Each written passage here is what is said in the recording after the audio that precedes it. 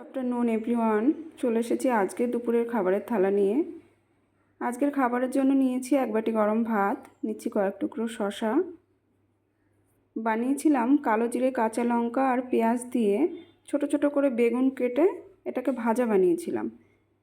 বেগুন ভাজা তো লম্বা লম্বা করেই খাওয়া হয়, আজকে ভাবলাম একটু অন্যরকম বানাই। এভাবেও কিন্তু বেশ ভালো হয় খেতে।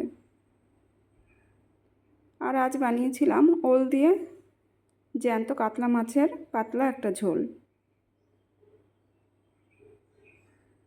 ওল সবজিটা আপনাদের কার কেমন লাগে কমেন্টে জানাবেন। আমার কিন্তু ভীষণই ভালো লাগে।